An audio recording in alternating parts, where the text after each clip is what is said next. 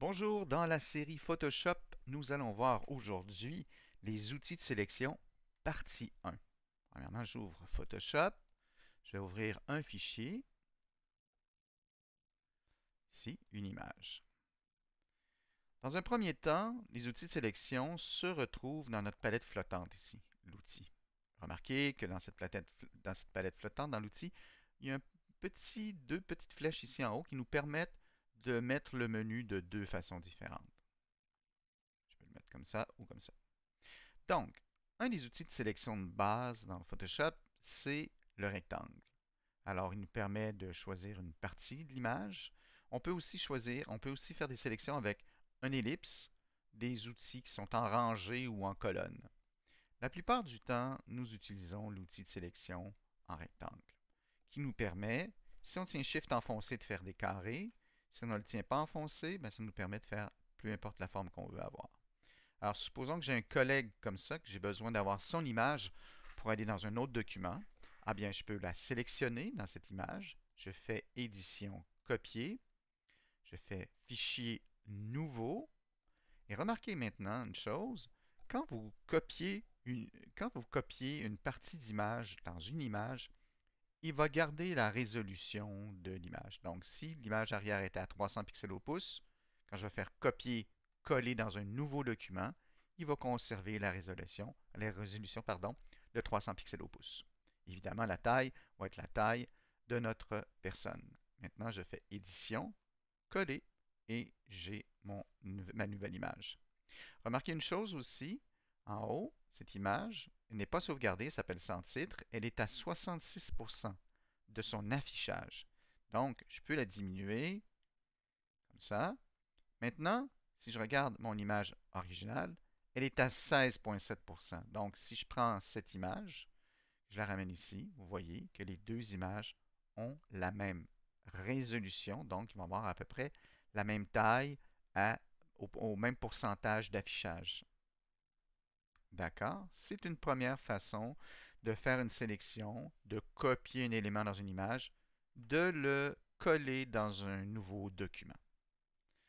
Une autre façon de... Je vais fermer le document, je ne le sauvegarde pas.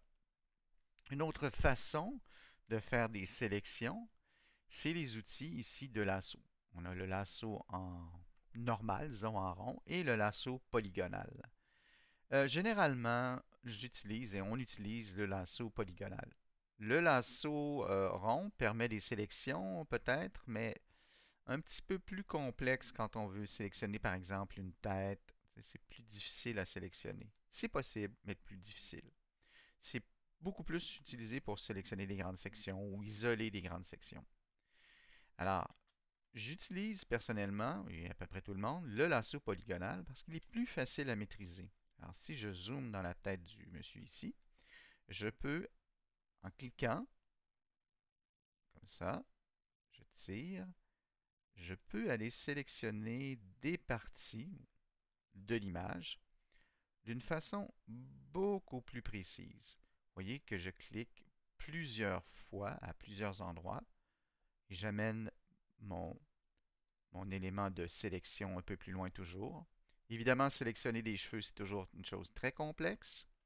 Si vous voulez en savoir plus sur la sélection des cheveux, il y a beaucoup de tutoriaux sur Internet.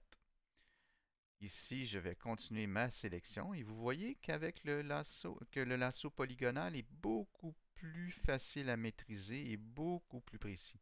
C'est vraiment la façon qu'on fait des sélections plus précises dans un document. Et maintenant, je ferme. Et maintenant, j'ai ici, comme vous pouvez voir, sélectionné la tête du monsieur. Alors, si je fais édition, copier, et que je colle dans la même image, coller, je dois aller sur F7 pour voir mes calques. Et là, j'ai ma nouvelle tête sur le calque. Si je ferme le calque du bas, je vois la tête. J'éteins la tête. J'allume la tête. J'allume le calque du bas.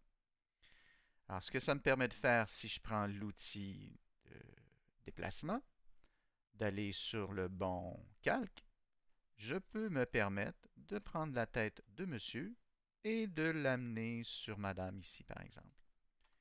Et la tête de Madame, ce que je pourrais faire quelques petites modifications, comme transformation manuelle, diminuer un peu la tête, l'incliner un petit peu, peut-être trop, voilà, et la mettre sur place. Si je clique sur Enter, la tête va être à sa place. Là, je pourrais faire des petites corrections ici, avec mon outil polygonal, par exemple, pour aller un petit peu améliorer ma coupe. Vous voyez, je sélectionne. Ce que j'ai à faire maintenant, c'est Delete pour enlever la partie qui est sélectionnée. Et voilà. Si je fais CTRL-D, ça annule ou ça enlève la sélection temporairement. C'est-à-dire, ça enlève complètement la sélection, excusez-moi. Par contre, il y a un petit problème ici. On voit encore l'arrière-plan. Alors, ce que je peux faire, je vais sur arrière-plan. OK? J'éteins ou j'enlève la tête en haut du calque supérieur. Et là, maintenant, je me retrouve avec l'image originale. Et grâce à l'outil tampon, ici, je peux sélectionner une partie en tenant Alt enfoncé et en cliquant un coup. Et voilà. Je peux sélectionner une partie du haut que je peux ramener vers le bas, comme ça. Et comme ça, tranquillement, avec quelques coups de souris, je peux amener l'image vers le bas. Là, vous allez dire, oui, il n'y a pas de précision, on voit plusieurs choses. Là, je le fais très rapidement, mais on peut toujours corriger ces éléments-là par la suite. D'accord?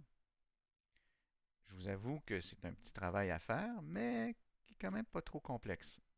Par la suite, j'ai juste à réallumer, j'ai dit allumer, mais réactiver mon calque du haut. Je vois qu'il y a encore des petites précisions à faire ici, par exemple. On va effacer. Et voilà, j'ai mis dans la photo un deuxième monsieur. Alors, c'est tout pour cette vidéo de outils de sélection partie 1. Si vous aimez, abonnez-vous à ma chaîne, ça va me faire plaisir pour d'autres vidéos. Merci et bonne journée.